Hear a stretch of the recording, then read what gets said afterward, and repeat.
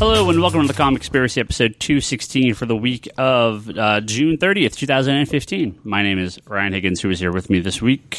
Brock Sager. And Charlie. We actually have way more people here than that and more people on their way, but we'll get to that in a minute. We have two very special guests. If you listen to the Geek Box this weekend, you'll hear that they were on the Geek Box first and ours second, but ours is going to come out first. They were on last night, the Geek Box, and this is a week earlier airing. So introduce yourself. End of the table. You're so far from me. Yeah, I'm Ryan Hess. Move that. Yeah, okay, there you go. Perfect. Yeah, a little closer to you guys. Perfect. There you go. Should be good. What's your name? I'm Ryan Hess. And I'm Erick Pena. Hello. Yeah, just shift the mic back and forth, and you guys will be fine. Just squeeze in nice and tight. We're a little short on mics tonight. Hug each other. Just kind of back and forth a sweet little love bit. at the end You'll of the table, fine. please. Fine. Hello, Ryan. Hello, Eric. Hey. You guys are fans of the podcast? You have your own podcast as well? Yeah. Why don't you pimp that? Oh, our podcast is a region-free gaming podcast. We have people from – it's me and Eric and our friend Ray sometimes. We are a local team in Arizona. We talk about video games. We bring people from around the world, some guys from, Northern Ireland or Singapore or UK or wherever, They know who they are. New Zealand, whatever, all those people.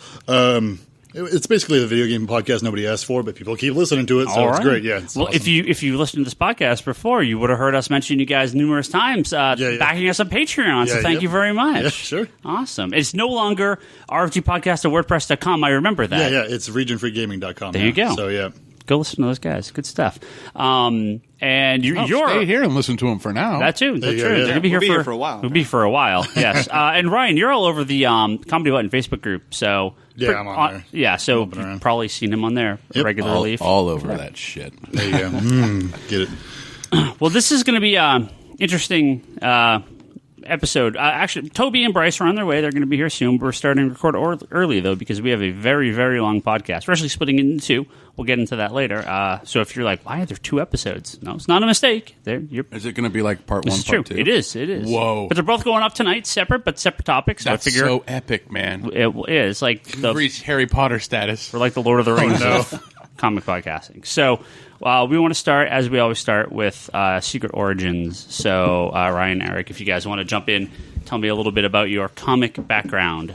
So mine is when I was a kid, I would go to what am I thinking? I would go to a Blockbuster and rent games just because I'm huge into games. I can't remember a time I wasn't playing games, and I would start to see. I had a friend that was into manga at first, and that's how I initially got into it. Comics was. He would show me this manga he had, One Piece, which is like some pirate thing. It's pretty good, but I won't get into that. And at the Blockbuster, they had a monthly Shonen Jump, which is like the equivalent to what they have in Japan is like weekly Shonen Jump, and it's basically like it's what's the word for it? It's like a collection of them. It's like a bundle of like individual chapters of like a bunch of different things. So I read that for a while and got into that. And I didn't actually read I guess Western comics, whatever, for a while, and then I got into them in 2009, I guess, like really late for this. But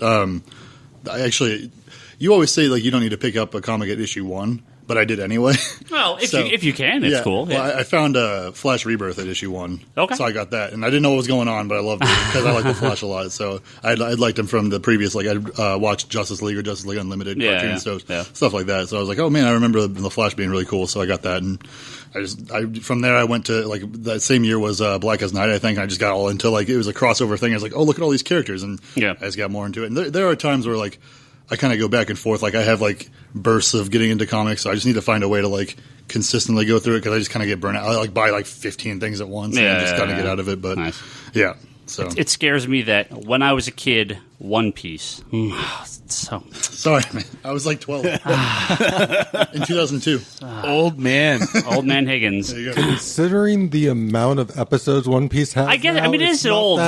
It is an old manga comparatively. It's 750 chapters in or something ridiculous. Yeah. Eric, why don't you give us now you haven't read as many. You're not. You're a comic. You enjoy comics, but you're not a big comic guy. But no, I'm curious. I want to hear your. I'm actually along the same boat. I didn't really get started on most of the Western comics. Well, actually, my first comic was actually a Darkwing Duck comic I bought in Mexico back when I lived there.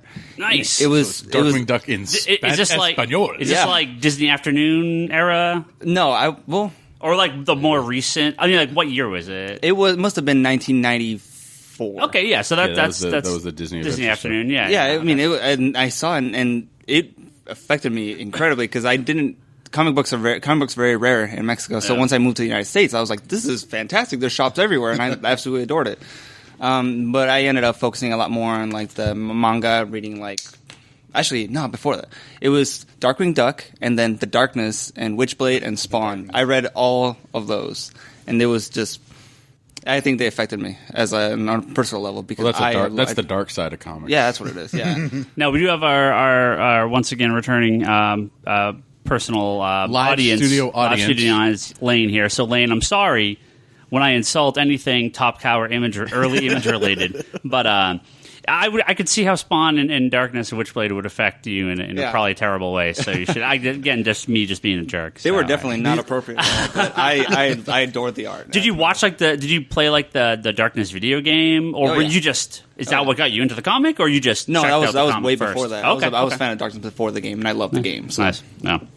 I All was right. going to say, the early Spawn stuff was good. Yeah, the early stuff was good. That's debatable. Back when it had the little counter down with like his power level. I mean, that was especially good. that Neil Gaiman issue. In that was retrospect, in there with Angela, that was good. In retrospect, it really wasn't good, but it was very. At the time, it was good. At the time, it wasn't good. At the time, it was a phenomenon, though. I mean, what it was unlike anything.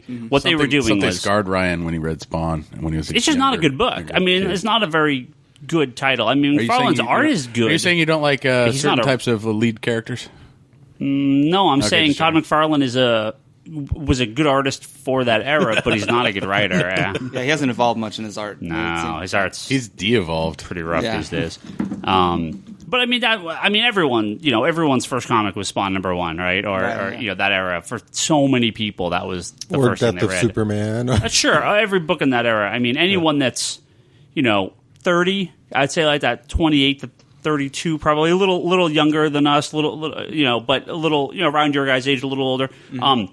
Everyone, that's what everyone read that time. So that's just what people were reading. So I mean,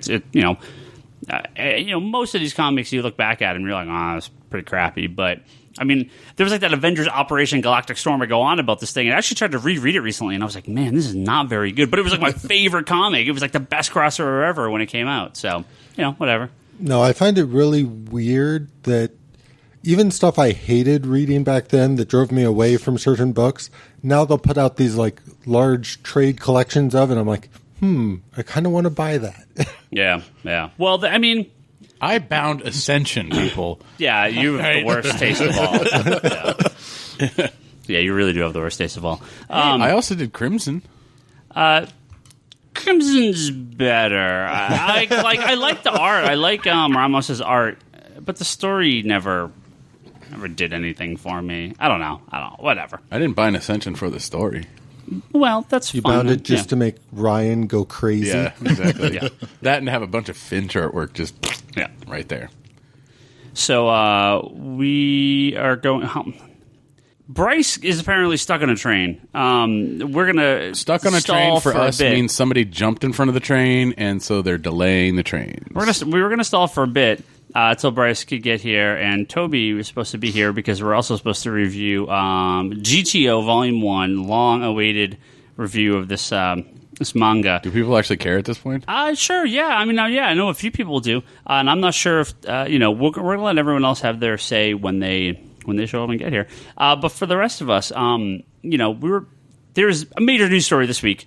The Marvel, the all-new, all-different Marvel, which, if you continue listening, you're going to hear a whole lot about that. But other than that, there's some Comic-Con news. Toby is boned. I am going to attempt my hardest to not even look at them. But this isn't really comic books. I like the sexual references coming out of you This isn't really comic books, but it is comic related. San Diego Comic-Con, all the exclusives are out. Lane, I know you're going to be Santa Claus when you come back with bags of crap for us. But today they announced, and this is a personal thing. Today they announced that Disney and Marvel are releasing like the first of like a major release of Disney pins, which I've become slightly obsessed about. Yes. And the Marvel ones I could pretty much ignore for the most part. Maybe there's a few that I'll like at some point, but they're doing actually a set of 28 Scotty Young pins based on the covers for the different Scotty Young comics in the last few years. I need to look at Google tomorrow and see when Scotty Young Disney pin spikes, like search-wise. Today, because this didn't exist earlier than a few hours ago. And they're going to have like 4 4-packs there, a blind pack with 2 figures each, a total of 8 different pieces, and then 3 figures or 3 pins you can only buy if you buy up to $100 worth of merchandise at the Marvel booth, and then you can pay $10 a piece to get them. And then there's a Nick those Fury. ones in the blind packs? No, those are just. It's just so like if you spend $50, or it's like if you spend like $35, you could buy 1. If you buy $65 or spend $65, you can buy 2, and if you spend $100, you can buy all 3. But you're paying another $10 each. Yeah, What an honor. That's expensive for a pin. The 4-packs are $25, so you spend $100, you get those 16, and then you buy 3 more of those ones at $10 each, and then you get the 2-packs are $12.50 each, so another $50 for 4 2-packs. Hopefully But you they're get blind. But they're blind pack, right? So you had a minimum of $230 to get the entire set. You just successfully talked me out of wanting these. $245 because then you have to spend $15 for the Nick Fury exclusive to the lanyard, which is like the the Disney pin lanyard that you get. So Eric knows what I'm talking about. He was at Disneyland recently. Yes, I was. Yeah. Did you see everyone with the pins? Yeah, I did. That's me. So, I'm insane. So very excited for that, and we're gonna have. Now I know what you mean when you said, so all that money I used to spend on statues and stuff. Oh, it totally is. All my comic money just goes to Disney now. It's just like Disneyland trips and pins and Disney shirts and you're going in a couple weeks. Pins and going in a couple weeks stuff. I am going for the 60th anniversary on July 17th. So. Should be very busy. I'm going to miss Ant-Man too. I'm going to miss the Ant-Man premiere because I'm going to be at Disneyland. So I should just get everyone together and go without you. Hashtag nerd world problems. So are we doing nerd world problems now? Yeah. Okay. I've done that for a long time. Well, we'll Ant-Man 2. I'm going to try to see maybe when we come back Ant-Man on Sunday. 2? Ant-Man. You guys heard that, right? Yeah. As well he as said the sequel. As well as discussing Ant-Man, we'll hopefully have a full talk about that on the episode after. I'm going to try to see it on Sunday when we come back. They also Why don't you just go see it while you're down at Disneyland? There's a movie theater right there. Because it'll be at Disneyland. So what? Just go see Ant-Man. It's 2 hours. No. That's okay. Go get your picture taken with Ant-Man. Here, hold on. I will give you our itinerary. Go to Disneyland, do some shit at that point in time where you're like, I'm kind of getting tired. I could take a nap, but maybe not. Go over to the theater, just sit in a nice place and watch a movie. Well, first of all, it's going to be sold out everywhere. Second of all, there's no I'm going to be tired while I watch a movie. No, I will pass out in 5 seconds in a cold theater on a hot summer day after being outside and exhausted. Yeah, they aren't giving out pins at Ant-Man either. So. Oh, I'm sure. Oh, they are. Are they? Well, if you're a Stubbs member for AMC, they have Inside Out pins this past week. So I do not have. I need my Bing Bong pin. Fucking Bing Bong, man. That guy's the best. And now he's obsessed with Inside Out. It's a really good movie. Yeah. I'm not obsessed with it, but it's a really good movie. What's your Halloween costume this year? We are. My girlfriend has decided that we are going as various characters from Inside Out. So who are you? We haven't actually officially started any of this. So oh, she's decided. It's already official. Oh, Leanne decided she's going to be discussed. Mindy Kaling's character, and you're going to be Fear, right? Fear, yeah, okay. Bill Hader's character. So that should be pretty funny if we pull it off. But the other thing I want to mention real quick was they actually officially announced the title of the Guardians of the Galaxy sequel. Ooh, I have not heard this yet. It's Volume 2, yeah? Yes. Yeah. Guardians of the Galaxy Volume 2. That is excellent. That's what it's called. That's what it's called? Yeah. Nice. Yeah, off the the tape, the cassette tape, right? Yeah, the mixtape, right? So that's pretty funny. At first I was like, I mean, I get it, but like, okay. But the more I think about it, the more I'm like, okay, that's actually kind of clever. I like that. So watch as a troll and they change it and like, I don't know. I mean, the reveal was a little weird. Like, it didn't seem like it was supposed to have been revealed. I feel like when they showed it a while ago, when they announced like all the movies coming out for Phase 3, it was on like that projector and it said Volume 2, but then like people thought it was just like a test because it also said like the Serpent Society or something. There was like some fake thing, or I don't know. That they faked out, right? Yeah. The Serpent Society, they had it up and everyone's like, "Oh, cool, Serpent Society." They're like, "No, it's Right. Civil War." And people were like, Yeah. "What the? Okay, what?" Like that was a Yeah. weird fake out. I don't remember what it said for Guardians. I think it just said Guardians of the Galaxy 2. 2, yeah, it was something like Yeah, I think it just said 2, Okay. but yeah. I'm just convinced nothing seems real to you unless you find out about it at Disneyland.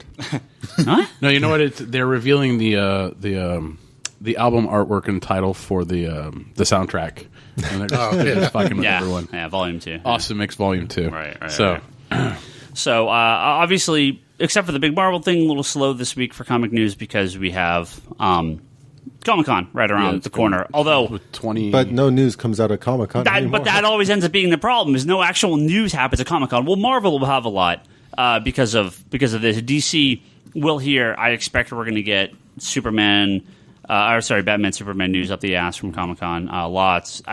We were seeing a trailer. Lane, you've seen the schedule. It's there. We're going to get a full trailer. We're going to see Wonder Woman on screen, right? I mean, there's no way this isn't happening. Yeah, he says probably. I don't. This is the last con before. Do you think we'd get a Suicide Squad teaser? Maybe a teaser. Yeah, I mean, a little. They've been really on social networks with the Suicide Squad. Oh, they've been stuff. filming the hell out of it. Yeah. No, you'll get something. I think but you're right. I think you'll get the- a mini teaser. You'll get the phone video of the Suicide Squad, like the Batman vs Superman thing last year. Kind of there it is. Yeah, You'll just get footage of like Harley staring at you for 5 minutes. As water's raining down on her white shirt. I I can see it now. I fully expect we'll get a full size trailer for Batman Superman because the movie's out in March and Yeah, this is it. pretty quick. There's this con, New York Comic Con. I mean, there's like one or two other cons in between, but this is the last big chance. I don't see how we don't get a full panel, full con, full everything reveal, full cast reveal, villain reveal. I mean, it has to all be there. And then we'll all get leaked a few days early again. That would be awesome. And we're talking about, like, there's a lot of leaks going on in this industry. There always is. Yeah. So- They're just more public now. Yeah. Yeah, there's always leaks. Well, especially if they show any footage at Comic-Con. If any year, I'm hoping this is the year where it gets out fast. Because it did will for... get out online for 5 minutes, then get taken down to go up somewhere. Oh, else it only online needs for 5 minutes. I don't even need 5 minutes. I need 30 seconds. I can load up that YouTube download app just like There this, you go. And we all know that's what happens every year. Right, and just be like, download, done. Like, I don't even watch it. I just go, there's the link. Go to, what's that, like Keep Vid or whatever. Download, like that, done, full. Awesome. You can take it down right now. I don't care. I've got it. That's all I care about. I'm not going to upload it. I just want to launch it. So. Yeah, we'll definitely get something. Did you guys go to Comic-Con or anything? You guys are from Arizona, right? Yeah. There's a couple. There's like a big Phoenix Comic-Con out there. Comic-Cons, yeah. Have you guys ever been out to those? I've been or? to it before. I just haven't been in a while. Yeah. Okay. I haven't been in the last couple of years. Every time I've gone there, it's mostly if once you've gone there at least once, the Phoenix Comic Con in particular, Kind of the same. It's kind of the same stuff. Yeah. There's not really there's not really any big reveal. I mean, they don't do big reveals. No, well, they don't do that at cons a lot these days at all anymore. But Phoenix Comic Con's a big con. Yeah. It's the huge. last couple of years, I know it's gotten really big. So, you guys should check out sometime if you're out there. I really Make me wanna go When was the last one? It was in May. Was it in May? I think beginning of June. it was fairly recent. I think. Yeah, Well, I think see, if it was during like E3, I wouldn't have gone. Yeah, So, it might be. I think it happened like right before E3. oh, okay. Well, Same then, week, yeah. I just didn't pay attention. So you go to like PAX and stuff, right? You've been to PAX a few times? I haven't been to PAX before now. Oh, yeah. Yeah. I really want to go to I PAX. thought you guys were saying you've been Have we? PAX. I don't know. No, Maybe. maybe I misunderstood. I don't know. They were dreaming they had gone to Yeah. PAX. Yeah, we wish. I want to go to PAX one of these days. I'd like to get up there. Isn't there like multiple PAX? There is, right? Yeah, there's a couple now. There's yeah. like a Texas one now or something. Yeah. I don't know. Yeah, there's a couple now. Let's see. So I'm gonna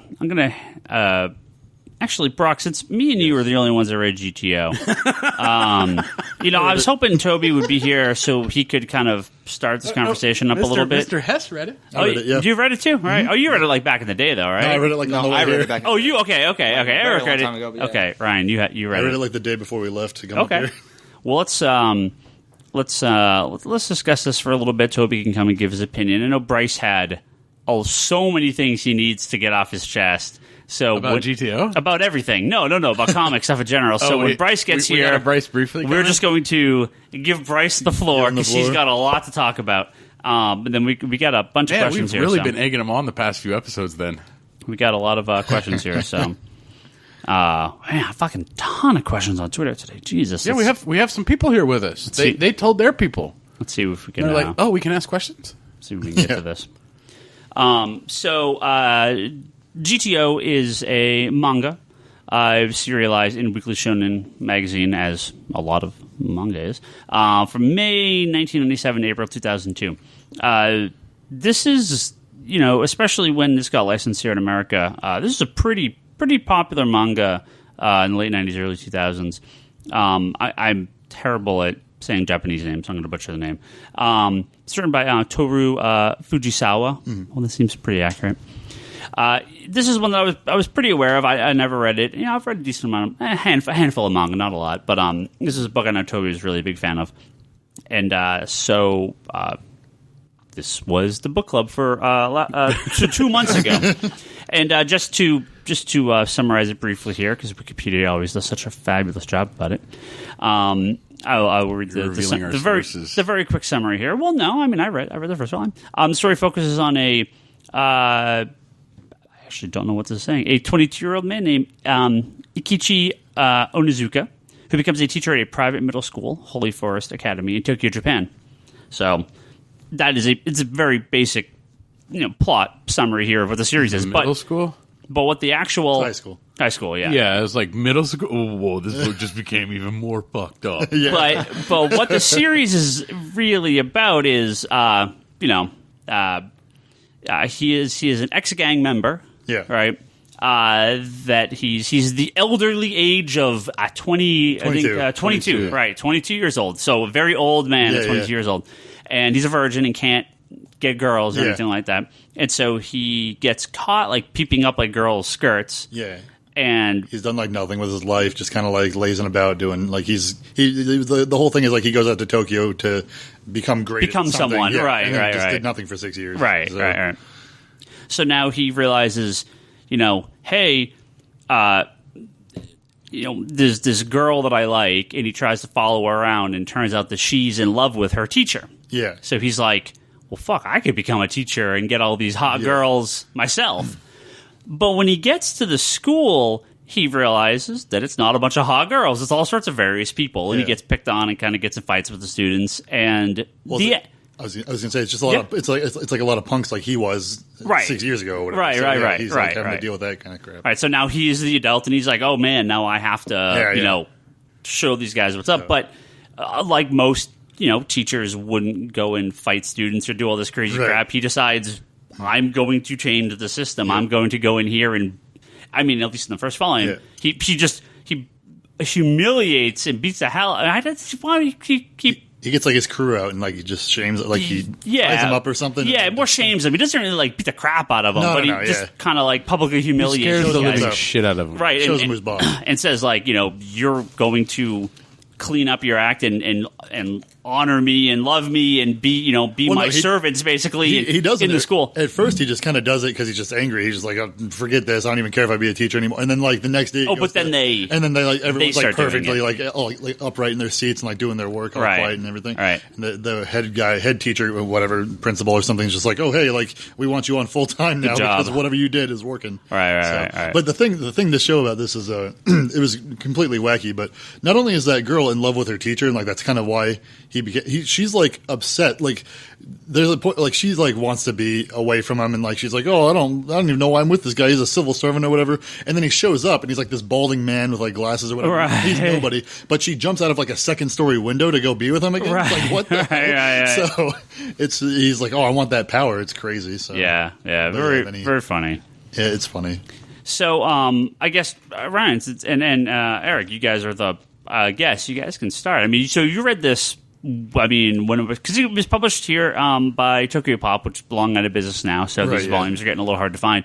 Did you read it then, or did you read No, I read that game. I'm sorry, I read that book. Must have been 98, 99. Okay, I was very young. I should not have been reading it as well. I just my parents apparently didn't pay much attention, but yeah, I remember myself enjoying it. I'm mostly trying to remember most of the stuff that happens in the further along in the story. Like a lot of manga. I mean, the first volume's a lot of setup, right? Right, so you get to the base of the story at the start of it. So we just got like the introduction, right? So. You like the book overall, though? Or? No, absolutely.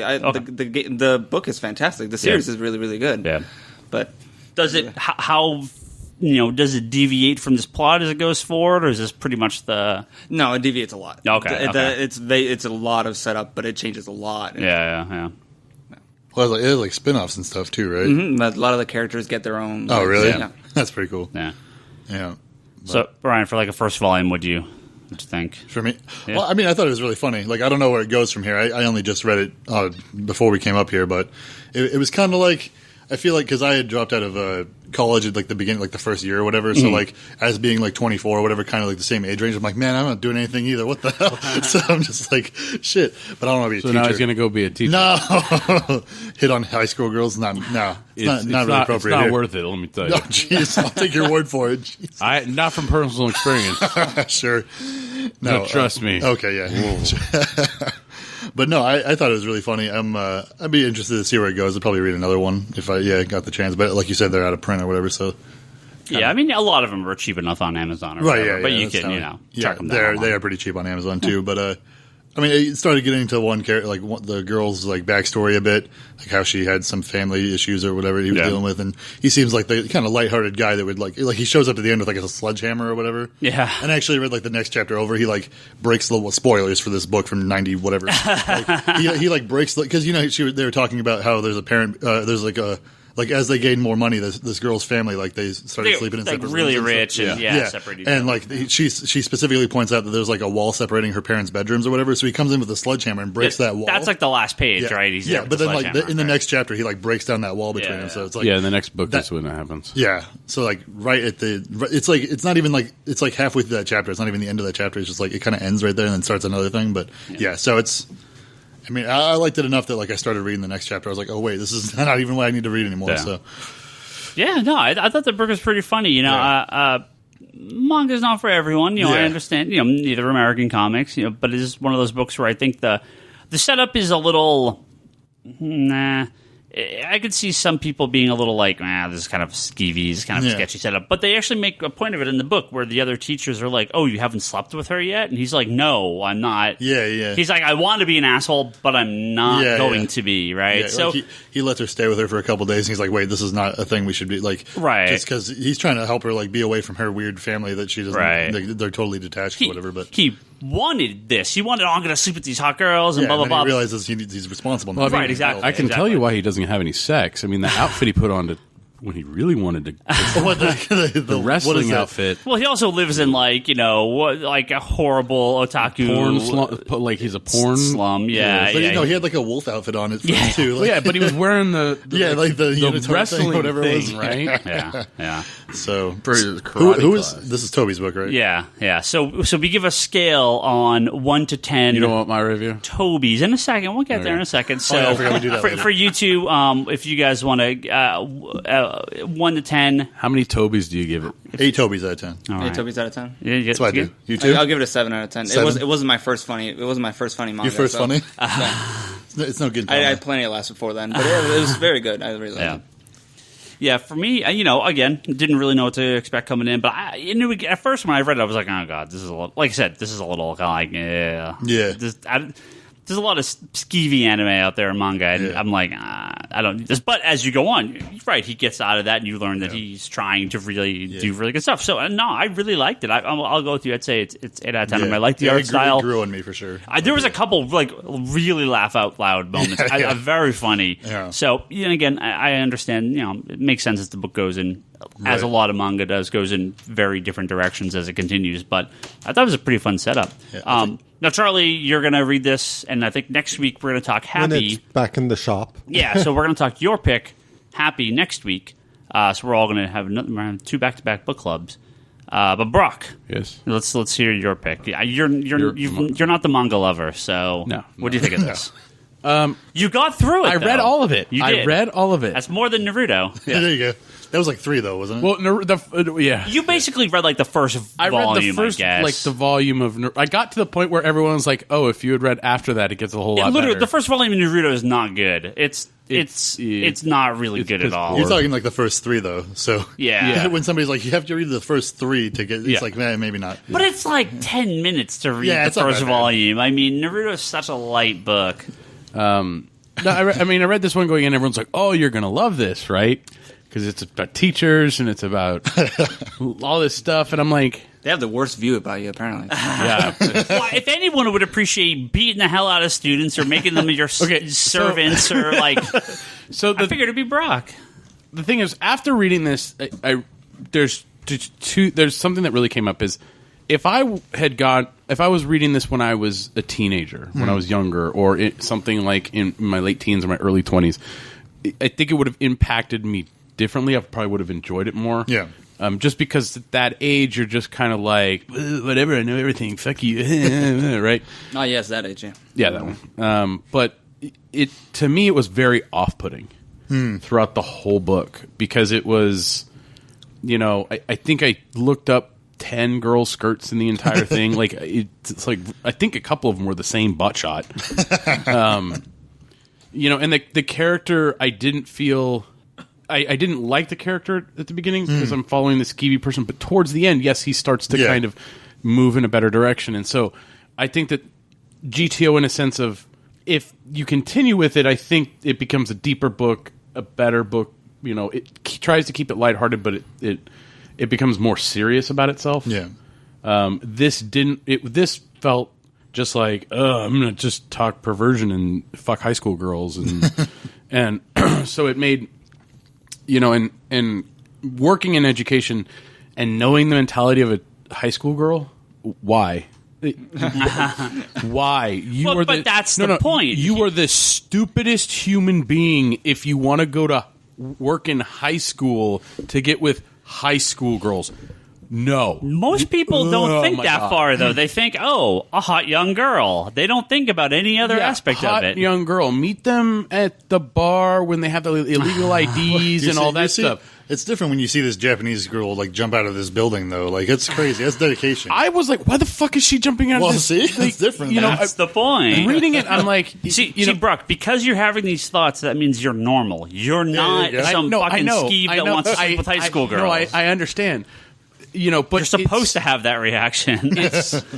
To me, I don't know. I have difficulty with characters that don't seem to want to change. Even though this character, yes, towards the end, he's wanting to change. There's a evolution. So by the end of it, I was like, okay, it's not horrible. Yeah. It's not great. I see what audiences would enjoy it. Yeah.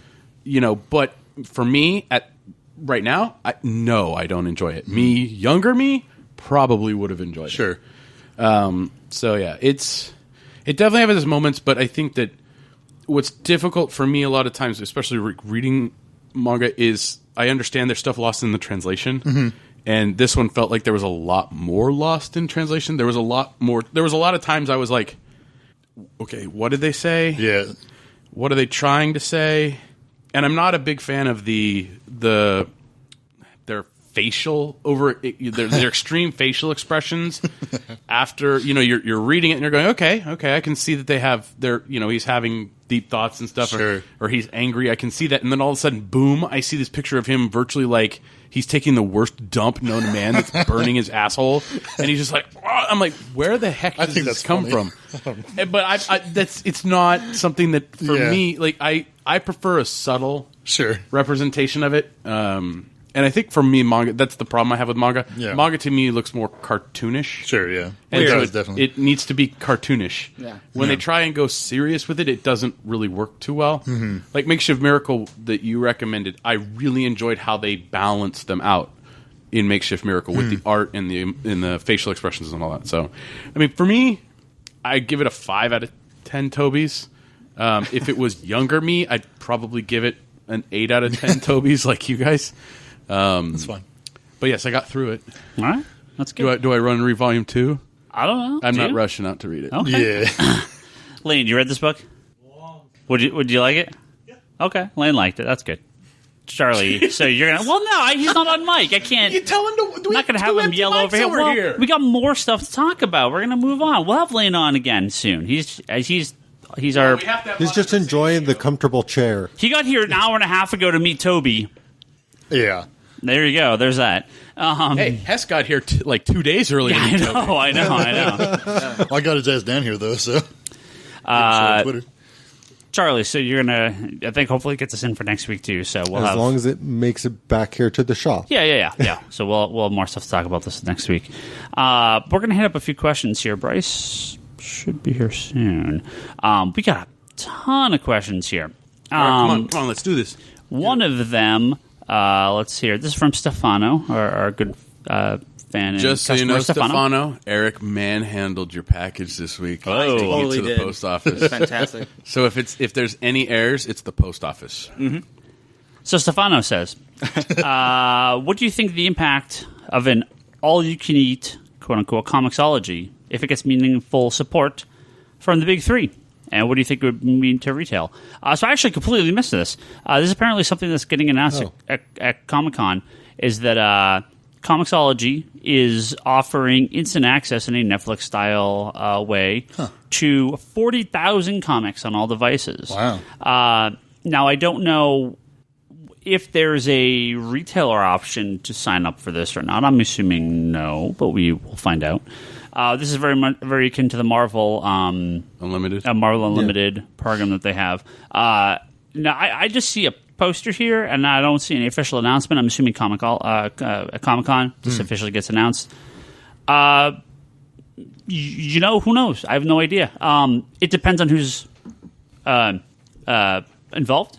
Yeah. If it's Marvel, DC, it's not going to be new stuff. It'll be old stuff like the Right. Marvel. If it's 6 months and older, I could see maybe some of those sales, those 99-cent sales we have, maybe not being as popular because we sell a lot of books on those. Right. If it's every issue of Walking Dead is on there, except for the last 6 months worth. If it's every issue of pre-Secret Wars up there, right? Every New 52 title up there, then I could see that definitely affecting us as far as what we sell. But if they do allow you to offer the subscription through your digital store, That'd be cool. I hope that's something, because I know the Marvel Unlimited app. I know a lot of people that use that. Yeah. The quality is not the best, and a lot of stuff is still missing. But as time goes on, this will get filled in. Yeah. We don't know what Comixology is going to offer beyond this. I mean, this could be really expensive because the Marvel Unlimited is $100 a year, I think. something like that. But Yeah. they do sales on it Yeah, periodically yeah. and stuff. So you guys, none of you guys would be interested in anything like this. You guys get your comics physical usually, right? Well, Charlie's I all digital. Charlie would probably Yeah. pick it up. yeah. So what about you, Eric? Like, what would be a good price for this, like monthly or yearly? What would get you into something like this? Something like this. Well, the main appeal of having something like Netflix is that it's so cheap. You're talking, Yeah. $12. It's $8. Yeah. Well, for certain people, it's $8 right now. And Right, But yeah. it's 10. It's Something so cheap you don't $10. even on see a, it come on a out of your yearly bank. basis, I would have to say somewhere around the same. But I mean, even then, it's still $100 doesn't seem too bad. Yeah.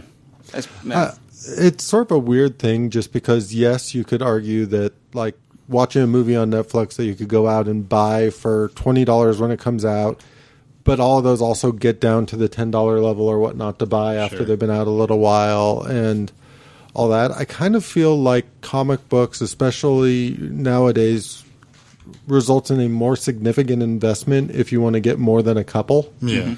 So I think they could actually do have it cost a bit more than your average like Netflix subscription and Sure, that kind of yeah. stuff. My fear does come into that, 99 cents to own, but you don't actually own it, which is Comixology, Right. or $10 a month to get everything, that's on there. Yeah. It's really going to depend on what it is. See, I'm wondering, and this is just my natural reaction to it, is all the publishers that basically allowed them to go DRM free are Right. probably the ones Yeah. they yeah. got signed up for this too. So I'm not expecting Marvel or DC to get in on it, at least Well, on the initial push. And that becomes the biggest problem. If it's not Marvel and DC, it's not worth it. That Yeah, for yeah. most people. I mean, if Image did it, then they had their own thing, or if it was like $5 for Image, $5 for Dark Horse. Oh, we should also say Dark Horse now on Dark Horse Comixology. is now on there. But apparently It's not just their trades, right? single issues. Yeah. Well, I'll check tonight when I do my pull list. I don't know if that was just the first week or what, or if more's coming. But yeah, as far as I know, it's trades only. So, Comixology changing. Well, the whole Dark Horse thing, like for me, really weirded me out because, especially the Dark Horse trades, which is probably why it's the trades only, were already on like Kindle, Right. which is owned by Amazon, which is. Yeah. So that totally makes sense. I mean, So- it's one of those things where like you said, it's gonna boil down to what's the price point, what are we having access to?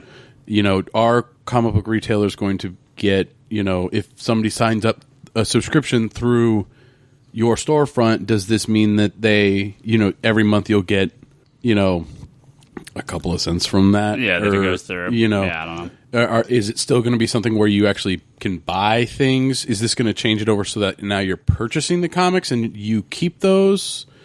Where is it going to go in that instance? I mean, that would be a complete overhaul of Comixology if they made it where you downloaded it and actually kept a copy. I don't think they're going to do that. Yeah, I just do they continue to offer these sales, or do they go, it's $1.99 to own it, or you can rent everything for $10? But I don't see why you would at that point spend 99 cents. Well, my mentality on part of this just has to do with the fact of like, what is the magic price point per month? Like, how many average price comics would you want to make up the cost for? Because realistically, as you said, I'm more thinking it's going to cost Comixology money than it's going to cost you money. Well, here's the secret. Digital comic sales have plateaued at roughly 5%, 10% of the market. They're not growing. This last year is, there was more books available, so there is more being sold, but the sales on units are not increasing. Everyone thought, digital is going to be this gold mine, and we're going to get all these millions of untapped customers. Nah, it didn't happen. It seems kind of like it'd be more of a thing, so you can get like, it's like, oh hey, I read this digitally, and now I want to own the physical thing. Yeah, we get a lot of that. Yeah. So. No, Yeah. I've said this before, and I'll probably keep saying it. Other than like it's weird because the Comixology sales always felt to me closer to the price the book should be. Yeah. Anyways. Yeah. So. Well, I mean, I've only purchased 4 things, and that was the Batman sale when I got Hush for like $4. Yeah. It's They do those trades pretty cheap. It just seems like regularly as it'd be incredibly overwhelming for just a general population. I mean, I have access to Comixology, and I read very, very few comic books, and I'm very interested in the characters, even on just like as entry level as it can get. It doesn't seem like it would really affect, like it would help out a lot with the mass population. Yeah, because people are probably going to be more willing to go into a comic book shop and spend $3 on something than spend a whole $100 for an entire year. Like, maybe I'll use this. Yeah. Well, depending on how they do it, because a lot of times it's $100 a year or $20 per month, or that whole breakdown. And I expect it'll be similar to Marvel. I expect you'll see $15 a month or like $99.99 for the year. Yeah. That would be my rough estimate. Much over that, I don't think you're going to get anyone that'll buy it. I think another difficult thing about it is if it's like $25 a month or something, you're not going to get that. You guys have gone on Comixology and kind of looked through things, and it's kind of cool to see those. It's like looking at a wall of comics, right? Yeah. But you're missing out on turning around and asking the guy behind the counter, what do you think of this? Yeah, I mean, I haven't had that in a while, but since we've been here, it's been like... So... And that's part of the allure of an actual physical comic book store is the ease of getting recommendations and being guided towards what you want. And, definitely. Comixology might not necessarily guide you to what you want. You go on Amazon and they give you that thing, oh, you bought this, you might like this. And you're like, this. And it's like, yeah, no. That looks completely, why would I like that? Like, what? Yeah, so... Well, for comic books and for like actually other brick and mortar stores, there is I don't want to say the charm, but there is that definite need to have another opinion or somebody else's little push that'll guide you in the right direction. Yeah, to buy that absolute Why Last Man. Yeah, Amazon's not going to warn me that this first volume of a book is all in Ebonics or whatever it is. 100 bullets. Yeah, that the comics community more than anything. Video games. We're all big video game of course. people here. It's a very online community. It's a very digital community. Comic books, at the end of the day, are still a paper product. Yeah. The push for digital, it's going to happen, and I could see the numbers getting bigger as more stuff's released and as maybe younger people get into it. But it's not. I don't believe any time in the near future are going to take over comic sales. And there is still always, to a large portion of the comic audience, a collectability to these things. There's no collectability in digital comics. And as nice as comics look on the iPad, they don't look anywhere near as nice as those absolutes, those big omnibuses, the hardcovers, the collections. See, now he's speaking to me. Yeah. You can't go buy those IDW artist editions on Comixology. Those type of books will never be replaced with a digital copy. Yeah. They can't be. It's just not this. That's not why they exist. That's the kind of I was experience. drooling over the Don Rosa that you got in. Good. Well, that's the kind of experience I had when I because for a while now I've been getting digital comics. I go through your store or whatever. But when I came in here, you're like, oh hey, look at this leather bound whatever. It's the Sandman one. Or you showed me the Why the Last Man Absolute. I'm like, man, that'd be nice to have on a shelf or just this nice little hardcover thing. Dang. Yeah, I mean, the better model I think Comixology should use. What's that? They should use the Audible model with the X amount. You can redeem it towards X amount of books every month, and then you can get additional and stuff like that. I think that model would work better. When it comes to video games, I think there's something of a comparable comparison because you see a lot of people doing digital games, but then you look at how many collector's editions, limited editions. Yeah. Think about graphic novels as sort of the collector's edition of a comic book, right? It's this kind of special, probably going to go out of print at some point really fast. Too expensive, but it doesn't matter because it's awesome, right? The price point is almost doesn't matter because it's not there to sell quantity; it's there to sell dollar amount as an exclusive content. And I see a lot of, and it's not the exact same, but there is a comparable thing here. Yeah. And Price point matters. Of course, it matters, but for a lot of people, the collectability of a limited edition matters more. The difference between video And games. we're back to the pins. The difference between video games and comics. I think it'd be better to do a comparison to like comics and like music, maybe, because I mean, because a video game, if you buy digital or physical, it doesn't really change the quality of the game. Right. Versus, like, you could argue that like a printed page looks better than like an iPad screen or whatever, and you get a bigger one too if you have. They don't always though. Some of the books on iPad look amazing, better than the printed page. It looks great on my Samsung. Yeah. But I'm just saying, you're not getting an absolute sized iPad. I mean, you maybe but like that's called your TV. I guess sure. This is how Charlie reads his digital books. But I mean, people pay more for like a vinyl or whatever, and that's like like it's clear audio quality or whatever, like for audio files or whatever. Like there are people that get those just because of the sound quality if they have the setup. But for again, it, that's also on the collector's set. Yeah, that's what I'm saying. Like, it compares to better than physical games. Yeah, a lot of it, in terms of the quality on the books and reading them digitally or not digitally, it all depends on the books. Because I've seen stuff that looks far better digital, and I've seen stuff that looks absolutely horrible digital. Yeah. So, well, there's been a number of books recently where Marvel and DC have kind of let the creators again do whatever they want to do, and some of these books just don't translate to a digital copy. Constantine issue 1 with that double page spread that's sideways. That's not easy to read digitally. Silver Surfer has had multiple issues where you're like turning the book around. The one that you have to turn around and you're following a path, and then halfway through it crisscrosses. Yeah, stuff like that. You just can't. You don't have the same experience digitally. So when you read that page that's broken by Twix, it just doesn't look right.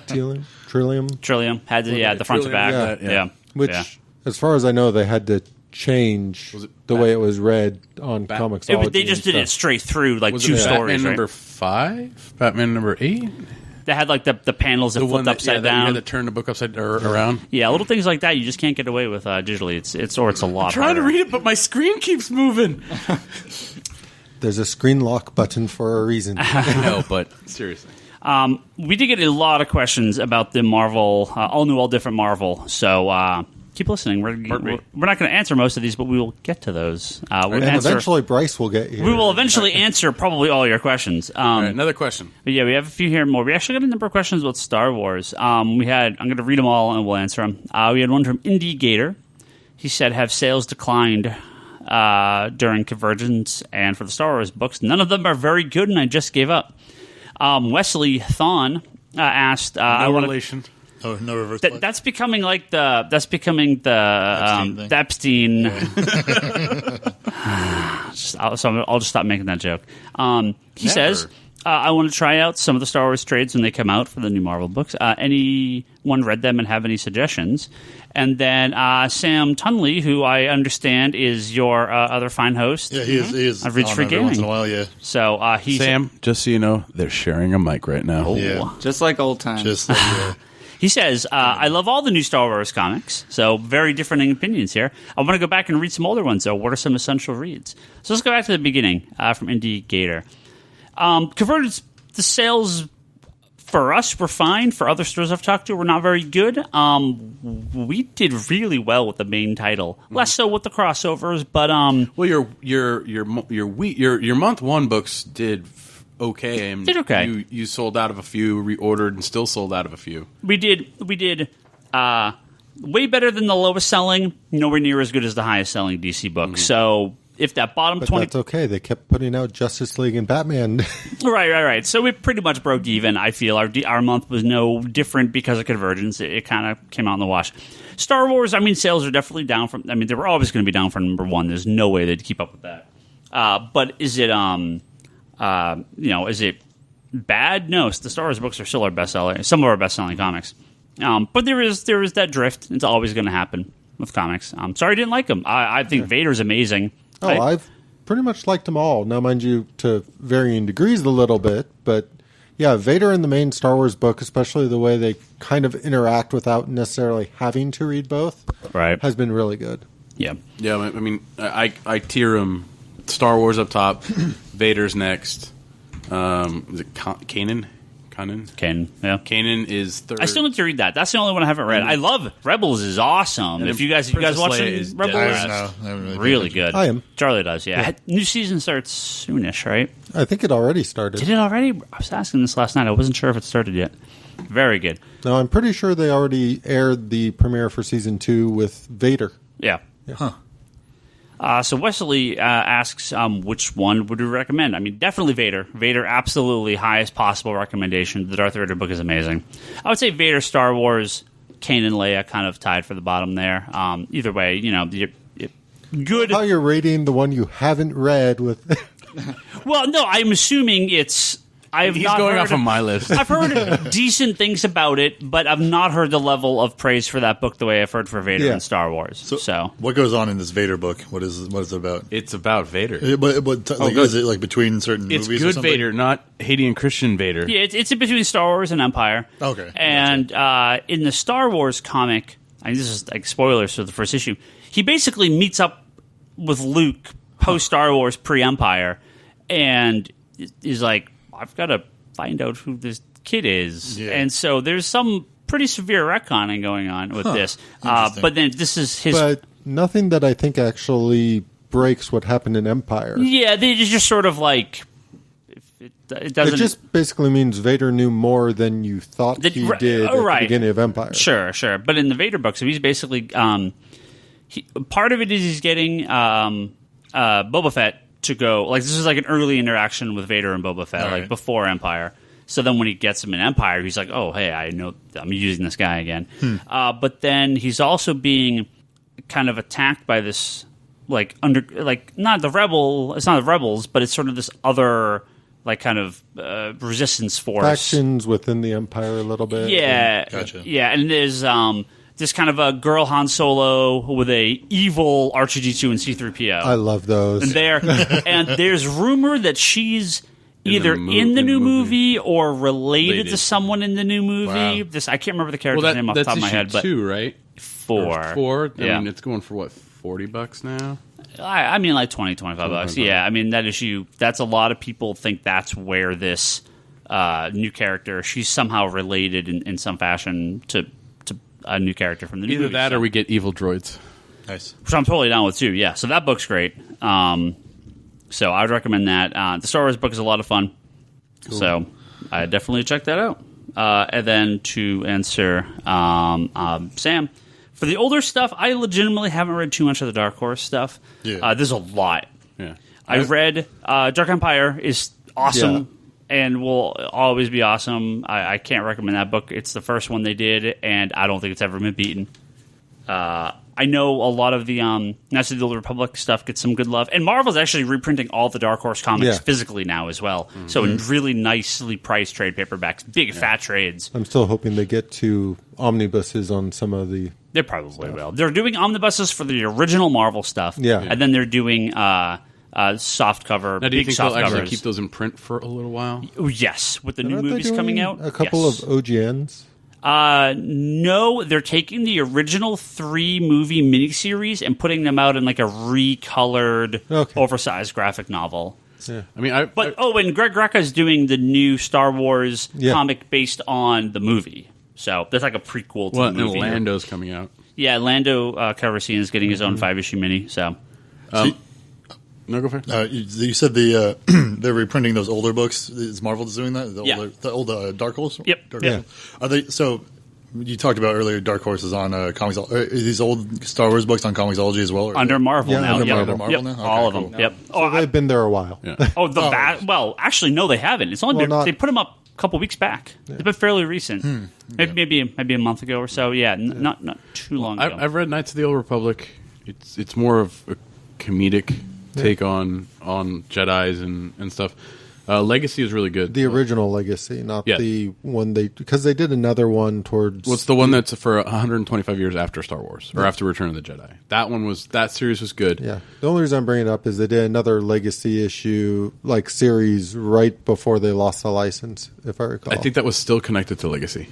Yeah, but It still... was Legacy War and all stuff. Something like that. A lot of that stuff is tied in with Legacy, so they stopped doing the main title and then did a short miniseries, but it was like Legacy and then something else, so it was connected to that series. But there's a ton of stuff out there for Dark Horse, but who knows if it's gonna? None of it's really gonna stick with canon. So no, all the Dark Horse stuff's out of continuity now. So although Mara Jade still one of the Mara Jade, I've said this before. Mara Jade is the Harley Quinn of Star Wars. They need to put her back in the comics. Marvel needs to do something with her. She's a great character. I want them to do more. She's an awesome character. There's been a couple miniseries. She's on and off within the main Star Wars books that Dark Horse did. Kind of Luke's frenemy girlfriend on and off, and then various stuff happens much later in the Star Wars continuity with them. So, really, really great character. I'd love to see him to do more. all right, any more questions? Got a couple more, and Bryce is on his way. He's almost here. Just so you guys know, Bryce has been on his way. But he legitimately some train accident. I'm sure Caltrain killed someone because that's what happens. We hear that happens a lot in weekly. podcasts. Yeah. People just dump it for the trains around here because that's just what happens. Too expensive to live. Thunk. Larry from Larry's Comics sends out a couple tweets here with a couple questions, and we'll kind of figure out answers to this pretty soon in our next segment here. But he says, excited for the Marvel reveals, which we'll talk about in a little bit here. He says, I completely expect October to be the best month in my shop's 27-year history. Am I being too optimistic? He says, remember your cash register in September of New 52? I sure do. He says, I think you're going to need a bigger cash register. Everything. He says, I think you're going to bathed in the money. need a bigger cash register. Now, I don't know. I don't know for a couple of reasons. Because one, we are a traditionally much heavier DC store. Which will affect how well the Marvel books do. Not to say Marvel doesn't sell well. Marvel sells great, but they are, for a lot of stores, Marvel is 50-60% of their income. We're not that heavy with Marvel. It's at best it's 50. At DC's worst month, Marvel's 50-50 with Marvel. There's been a couple months recently where I've outspent on Marvel than DC, and that is rare. That is Star Wars. That is Star Wars, and that is 4 issues of Secret War, or 3 issues of Secret Wars in 1 month. That's why. It's 5 books caused me to outspend Marvel and DC, and it's during Convergence. And which is a low. And then Convergence is fully returnable. So, like, there's, we sell a significant more amount of DC comics. Now, I can't say that's going to continue because, although I've enjoyed most of the new DC titles, the sales are a bit soft on the majority of them. We'll see what happens. But, no, this is going to be huge. Every book's going to have 50,000 variant covers. It depends on the sell-through early on because I cut pretty hard with Secret Wars. The number ones did pretty well, but by the 4th or 5th week of number ones, the variant cover's kind of sitting around.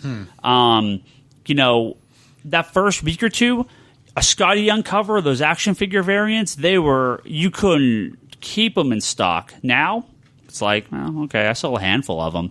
So that's lowered my expectations going forward. I don't know, it could just be burnout because we have like 52 titles or 53 titles for that. But then you have to expect there's 45 announced, and we'll be getting at least 10 more from Marvel. There's no way we're not getting more. This isn't all of them.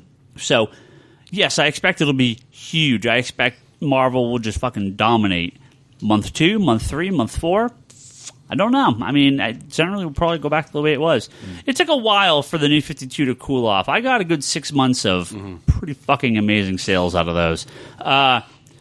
With Secret Wars, at least, the cool off was week 3, week 4. We'll see with these books. Well, and I mean, you're also going into October with 60 titles. You have 60 number ones. 45. 45, no. Well, past that, I don't know. I mean, they've said 60. Who knows whether it's going to stay? 55 to 60 was the rumor. Yeah, so they've announced 45. That's a lot of titles. There's a lot of titles, especially coming off of such a huge line-wide event. Yeah. Yep. And I mean, I guess my perspective on this is there's a fair amount of titles in here that had number ones recently, and there's a fair amount of titles that had number ones 2 years ago. It doesn't necessarily feel as... I'm not saying it isn't a monumental thing with the relaunching and a lot of new stuff to check out, because it is. But it also doesn't feel like it's going to get the same level of attention as it would have 2 years ago if they did this. This is Marvel's third relaunch of their books at number one. This isn't New 52. Yeah. It's not going to get the same level. Yeah. It's going to be very popular, more so than All New Marvel Now and Marvel Now, because it is everything. Yeah. But this is the fourth time in 5 years that people are looking at number ones across the board from the two big publishers, and that's that. Well, it's technically it's the third time, but it is basically the fifth time because of Marvel Now and All New Marvel Now, where most of the line within the course of a few months, eventually the entire line, and in general, Marvel has been pretty upfront about how they plan to keep doing this with their quote-unquote season. Right. Everything's going to be a season. DC has a lot of number ones. That's because they're coming off of, and they're planning it off of an event. Don't get me wrong. We're going to see a whole lot of DC number ones over the course of the next couple of years. And we're going to see a whole bunch more Marvel number ones because that's what sells. The problem is, it used to be a drop-off, a slow drop-off. The drop-off now is just fucking immediate. And because books are $4, $5, because people won't buy a number two. They won't touch a number two if they didn't like number one.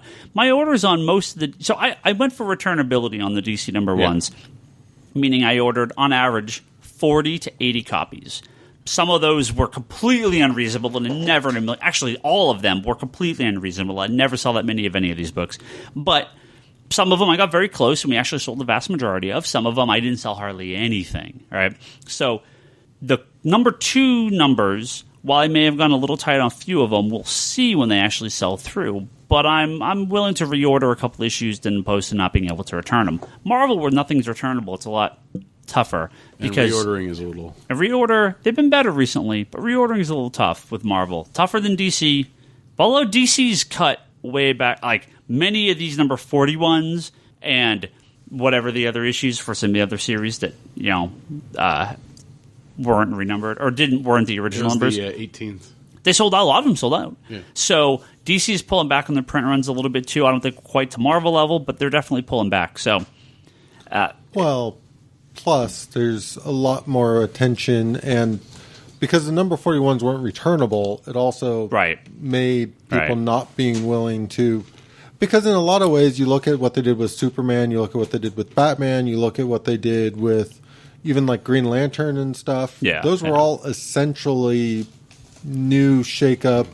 Essentially, you could argue all of those should have been number ones. So, and I did, but here's the thing. I didn't really order them that way, and I probably should have ordered a handful more of each of them. I ordered pretty even with the previous issues, and I did lose sales. I could have sold 3 to 5 more copies of all those books, and it doesn't sound like a lot, but you cross that across 25 titles. Yeah, I mean, I should have ordered more of those.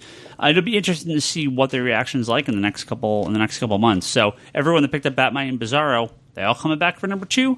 I basically ordered equivalent to sell-through on them, so I'll be curious what the drop rate is. I expect minimal, but there will be some.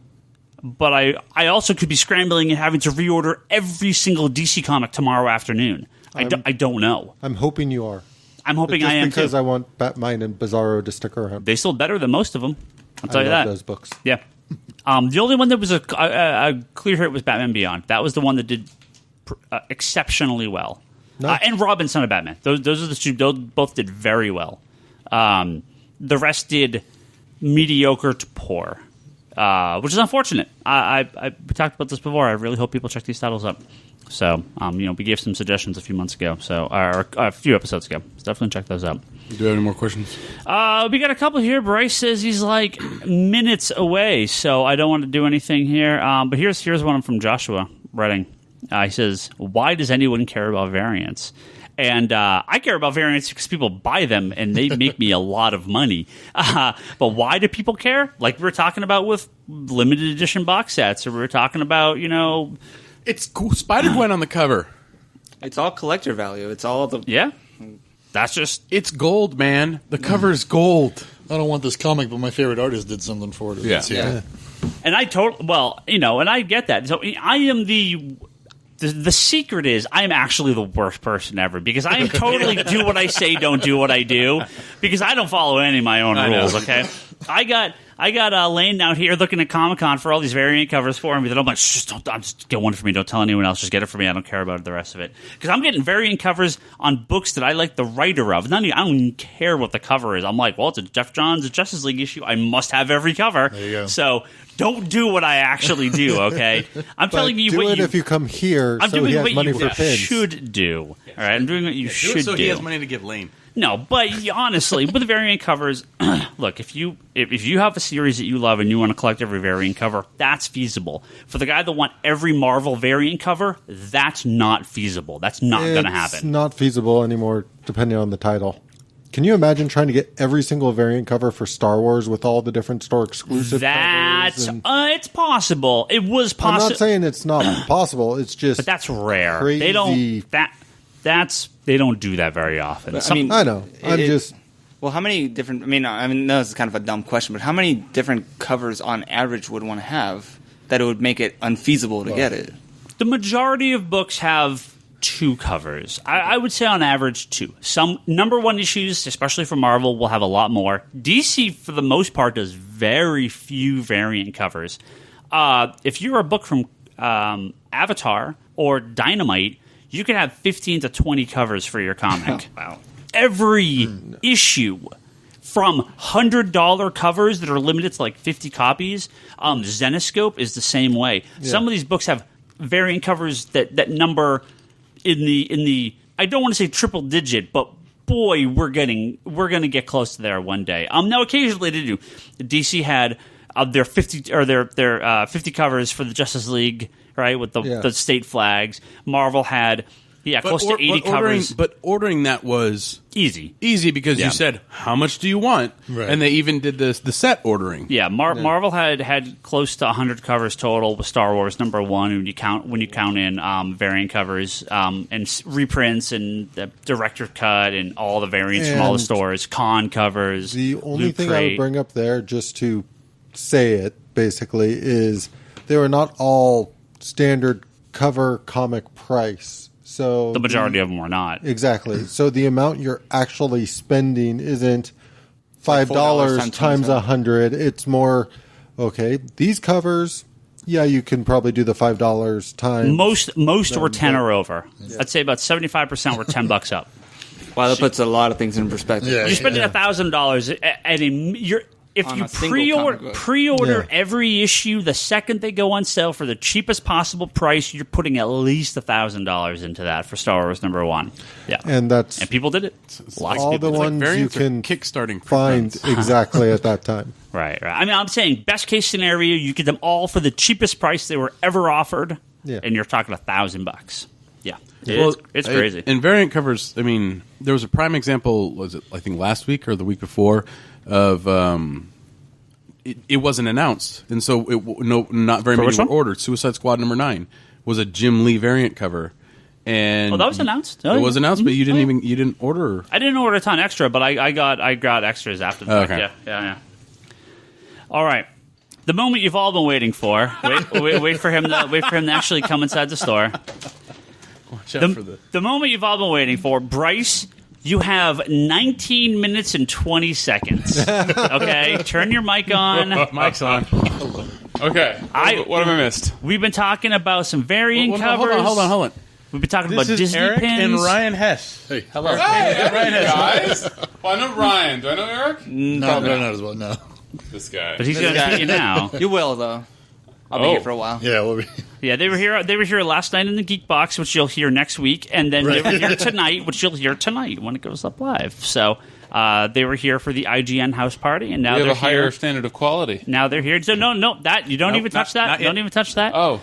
We were talking about GTO. We were talking about Disney pins and how we were talking about how Disney pins. How Marvel. Wow, suddenly I'm not feeling so bad about the train delay. How Marvel at San Diego Comic-Con will be releasing 28 Scotty Young Disney pins based on the artwork from his variant covers. Did you guys go into depth on the Secret Wars crossover of Scotty Young's Little AVX, which was good but not great? So you have stop talking. You have 18 minutes to basically you shut your mouth so I can say something. You have 18 minutes to say whatever you want. 18 minutes. The floor is yours. Wait, is this the episode where I talk about the Secret Wars tie-ins, or you could talk about whatever you want? Wow, that's a can of fucking worms.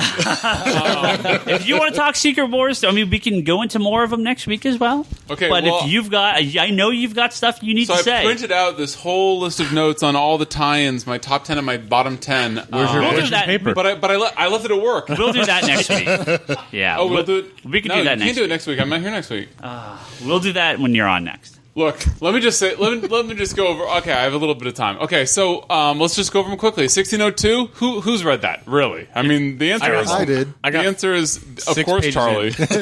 I'm actually fucking shocked that Brock's read it because I read 8 pages and stopped. I dead stopped. I'm like, put it down and walked away. Byrne read the first 2 pages, and when they changed the art style, I was like, yeah, no, this is just. I was really intrigued by the idea because I love the idea of 1602, but then I looked at the art and I was just like, oh god, it's so painful. They were hunting like 3 things in that book. So, with regards to my Bryce and Ebert thumbs up or thumbs down, that gets a thumbs down even though I haven't read it. A-Force #1, 2 thumbs up, baby.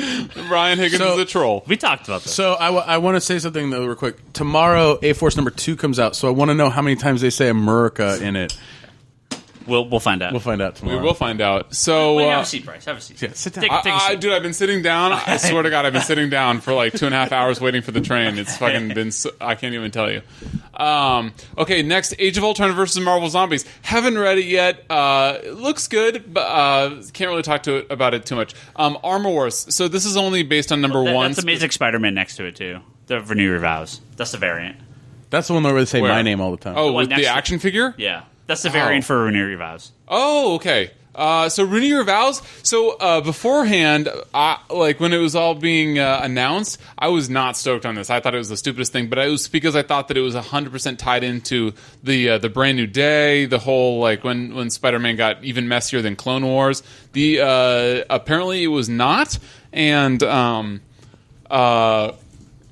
drink some beer. So I read it, and it was actually really good, and I really like what they did, where they they're testing the waters with the little controversial, his imitation of Superman, where he kills his arch nemesis. That was a troll comment to Ryan. Nobody. Yes. I heard it. We're waiting for your thumbs up or thumbs down. Oh, well, you're going to be waiting a little while. So the Spider-Man one was really good. Like, I would say very good. I wouldn't say really good. That means thumbs up. Yeah, thumbs up. I would give it 2 thumbs up. It was very good. It had a lot of what's going on with Spider-Man right now. You love the fact that when Battleworld started and all these war zones were coming out, it was kind of like I was really confused by what was that first book we read, Ultimate End, and it was like, oh, there's 2 Iron Men. That's crazy. Now a couple weeks later, there's like 17 Iron Men, and they're all from the 616, and it's kind of crazy, but it's kind of awesome. So, and I'll get into that a little more later. But anyway, Renew Your Vows surprised me. I shouldn't have been surprised. Dan Slott is actually, I've really been liking what he's been doing with Amazing Spider-Man over the past couple of years. I thought it would be terrible for no good reason. It ended up being great for very many good reasons. Okay, so 2 thumbs up for that one. Armor Wars, 2 thumbs down. Armor Wars is terrible. Armor Wars, I loved Armor Wars in the 90s. What the fuck? What happened? It's just been awful. It's just, I was so excited, and then everybody's in armor, and it's just not surprising at all, but it's just, how can it be so bad? I don't know. Okay. And funny enough, I don't think it's that bad. It's okay. Pardon me? It's Size Superior.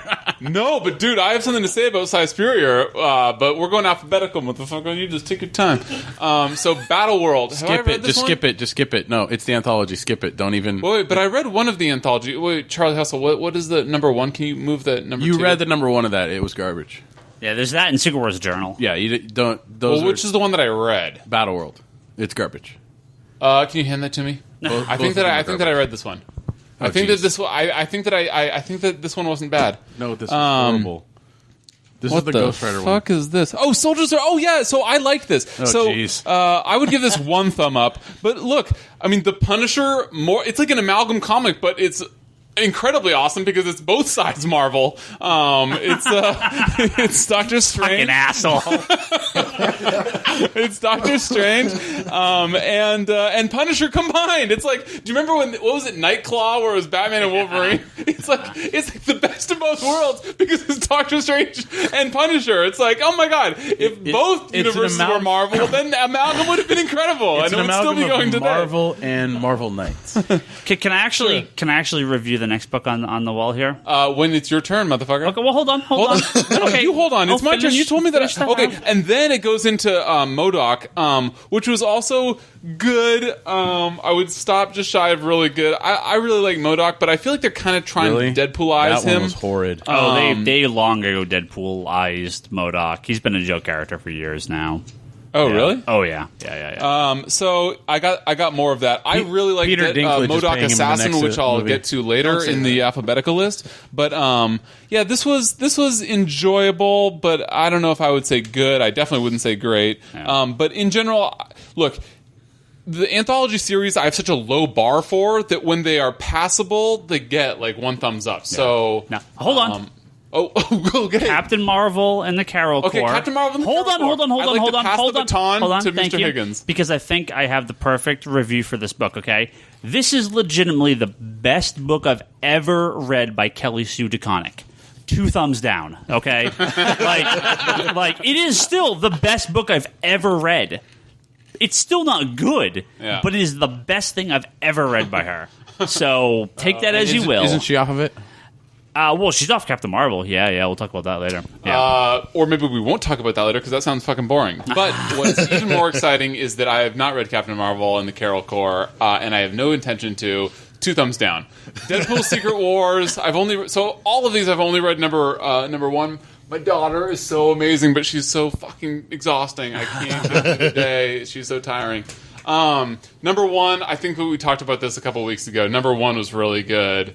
I haven't read number 2, but I give Deadpool Secret Wars so far 2 thumbs up. E for Extinction, I really want to read it, but I haven't read it yet. So I give it 1 thumb up because it's an X-Men book, but I haven't read it. So. I liked it. Although the fucking Frank Quietly wannabe artwork is killing me. The art is really bad in it. Ghost Racers, I give it 1 thumb up. Although I haven't read it, it's got arcade in it If because you I like read Death Race, I read the movie the- Death Race. I haven't seen Death Race, and I hate Ghost Rider, but I do love the X-Men, and it's got arcade as the main villain in number 1. Ghost Racers was okay. It was an interesting concept, but like a lot of these, I feel like, well, this is cool, but what are you going to do with this? Like, it's going to be over, and you'll never. Like, they feel very like cool concepts, fiction-y. but yeah, fan fiction. Like, what are you going to do? That's But go ahead, get to it. That's very fair. So my favorite of all of these books, theme-wise, was when they would start a book telling us which domain it was in. Because I think that we should probably know based on the freebie map they gave out. But some of these I've been like, well, what the fuck is this taking place? Like, I really You got like about when 10 they're minutes, like, so hurry up. What? You got about 10 minutes, so maybe pick up the. So I'm halfway done with half the time left. Little AVX Marvel giant size. What? Giant size little AVX. Marvel Why does it say Marvel on the title? It's giant size Little Marvel Marvel. A versus X. Giant size little Yes, thank you. I like how you're both correcting me, but you have conflicting fucking answers. No, he had what the the same fuck is that? Look, the Scotty Young little AVX was awesome. Higgins was totally lukewarm on it. He didn't say he hated it. Yeah, He didn't I say like he the liked it. concept and I like the art, but I'm like 1.5 thumbs up. I it wish didn't do I anything wish for me. that there was a rating system out of 5 instead of just thumbs that I could use. you made this rating system. So. Yeah, it was good. I did really enjoy it. As Scotty Young, I mean, he gets 1.5 thumbs up just by being Scotty Young. I was kind of like, it's just more of the same Scotty Young. I thought it was very clever, but more of the same. 1.5 thumbs up. Inferno. Another 1.5 thumbs up. Have you read 2 yet? Huh? Have you read 2 yet on that one? No. Is it good? Is it better or worse? It has Little Boy Cable. It is awesome. From the Scotty Young thing? No. Dude, how cute was it in the little AVX when fucking Little Bishop and Little Cable are shooting their guns when it's all these little kids with like toys and they're like, Jesus, that's a little aggressive. They fucking have guns and they're like, I'm from the future, motherfucker.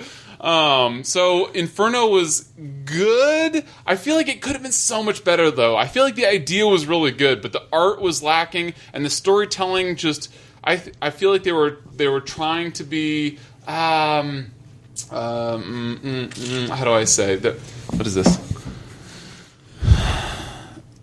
See, Yeah, not good art, and but still. the art is terrible. They go like they already like in issue 1 they jump. Let me tell a meta story about my problem with this event so far. Not a problem, but like a frustration is that it's with Inferno as well, but it's also with X-Men 92, which I can't wait to get into. They are taking like the characters from today and putting them in these stories, and I feel like the Inferno characters should be true to the Inferno characters, and the X-Men 92 characters should be true to the X-Men 92 characters, and I'll get into that later, but when they have Domino boning Colossus, because that's what they're doing in the current X-Force book, it's kind of like, well, fuck, like, they're not doing that now. I understand if you want to like have, if that's what the bandwagon is their on right love now. transcended this stupid fucking epic event.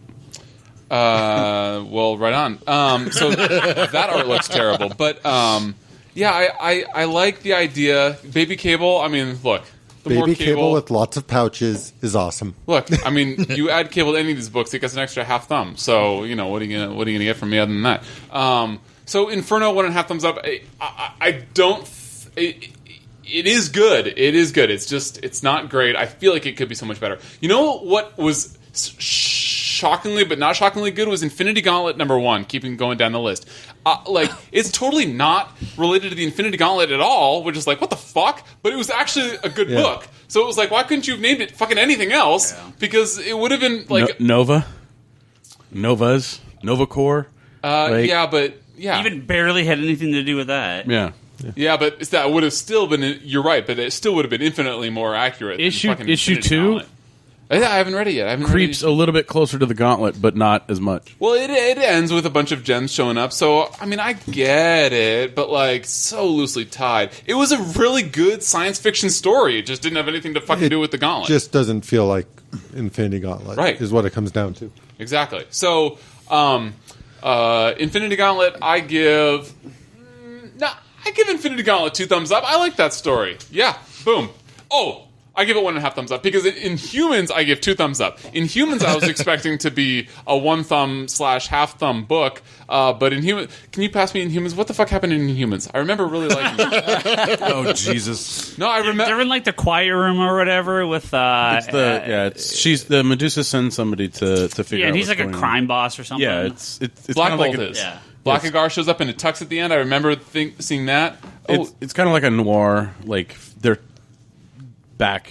And then G-Man, the Ghost stuff. Rider. Oh, fuck, I should have... Dude, I had all these notes typed up, and I fucking left them at work. I had 3 pages of single space. There's this beautiful thing called the internet. You could, I know, and I was like... email it to yourself. So, for those of you that have 9-to-5s out there, I'm in sales, and I don't know if you know, but today is June 30th, which is the end of the quarter for any of you in sales. So, I was fucking lucky to even get out when I did, and then I fucking sat on the train platform for... fucking way too long, and so my whole day has been fucked because I didn't even get to email myself my notes, which I normally would have done. Anyway, in Humans, look, I fucking forget what happens, but I remember when I read it, it was surprisingly good. It was better than the current Inhumans book, or I guess the Inhumans book that they had going on before Secret Wars.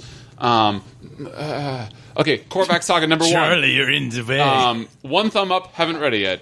It's going to be good because it's by Abnett. Marvel Zombies, sleeper hit of Bryce's review panel. Cy Spurrier. I was like, this fucking book. I can't wait to review this book. This is going to be negative 2 thumbs down. But I actually like it. He paints all of his characters with this like UK/Scottish accent, which drives me up the fucking wall. But they give him people like Legion, who is from Scotland, and they give him people like in this story Elsa Bloodstone, who is from fucking England. So and has red hair. Yeah. Yeah. What does that have anything to do with anything? Because that's where redheads Ireland. Never mind. Go.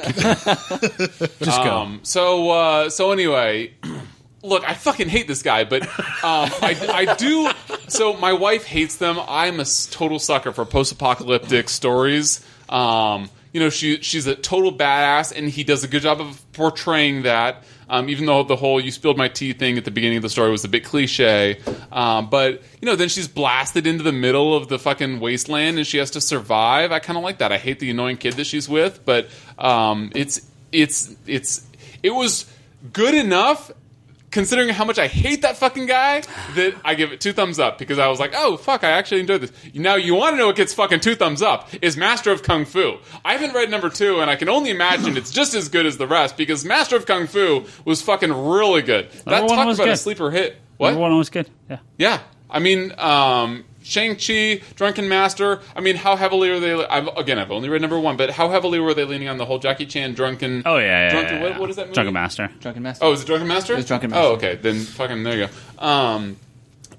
But great. Just great storytelling. The art was very solid. And you do realize we have like 60 bajillion X titles to get through on this list? Okay. So MODOK He's got 2 more, then we're going to take a break. Yeah. Okay, MODOK Assassin. If I talk really fast, then you can't stop me. So MODOK Assassin was really good. 1 thumb up, just because I've been giving too many things 1.5. Enjoyable. Again, they're totally Deadpoolizing this character. Fair play. It was enjoyable. Was it that good? No. Was it good? Yes. Deadpool and the Howling Commandos. Mrs. Deadpool. Sorry. Haven't read it yet. It's in my stack. Okay, Bryce. We have to wrap up this episode now. We still have so much more stuff to talk about to here. Be continued. There's so much. I know, that's what you're like halfway done. So we've got a lot more stuff to talk about. So next time when you're here early, we'll continue where we left off, as well as updates for the other issues you've read. How about that? Well, sounds good. Hold on. Let's continue where we left off, and then do updates. I do exactly. So, thank you everyone for listening to this episode. We're going to wrap up here, but your iTunes isn't lying to you. There's another episode waiting for you to listen to right after this one. So, go listen to it. Special episode. Volume 2. Yes, it is Volume 2. It is Volume 2. Awesome mix. Yeah. So, thank you, everyone that's been on this podcast. We will give all sorts of outros at the end of the next one. So just go listen to it right now.